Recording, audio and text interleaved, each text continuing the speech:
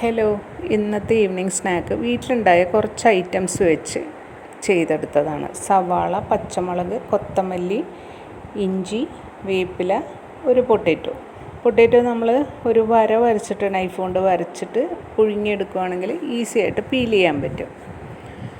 അങ്ങനെ ഈസി ആയിട്ട് പീൽ ചെയ്തെടുത്ത പൊട്ടാറ്റോ ഒന്ന് മാഷ് ചെയ്തെടുക്കണം.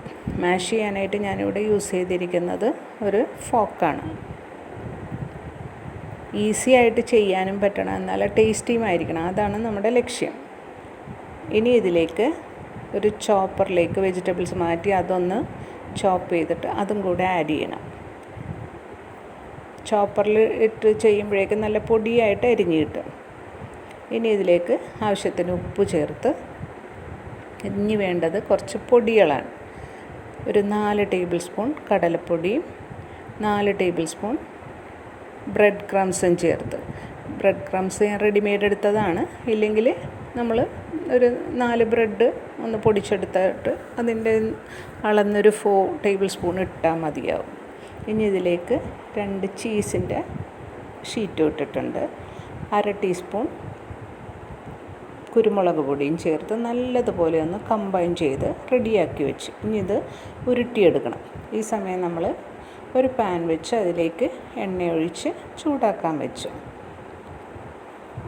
കുറച്ച് ബ്രെഡ് ക്രംസ് എടുത്ത് ഈ ഉരുട്ടി വെച്ചിരിക്കുന്ന സ്നാക്ക് ഒന്നുകൂടെ ഒന്ന് കോട്ട് ചെയ്തെടുക്കണം ബ്രെഡ് ക്രംസിൽ. എണ്ണ ചൂടായി വന്നപ്പോഴേക്കും ഓരോന്നും ഇട്ട് തിരിച്ചും മറിച്ചും ഇട്ട് ഫ്രൈ ചെയ്തെടുക്കണം.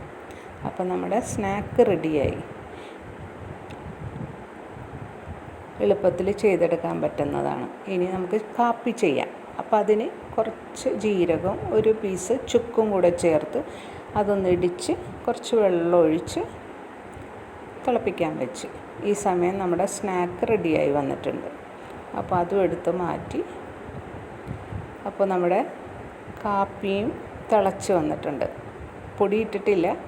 ഇനി ഇതിലേക്ക് ആവശ്യത്തിന് കാപ്പിപ്പൊടി ഇട്ട് അതൊന്ന് സെറ്റായി വരുമ്പോഴേക്കും കാപ്പി ഊറ്റി കാപ്പിയും റെഡിയായി. അങ്ങനെ നമ്മുടെ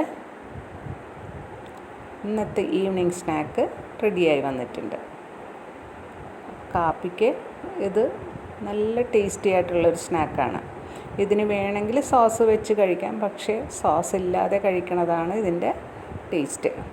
അപ്പോൾ ട്രൈ ചെയ്ത് നോക്കൂ.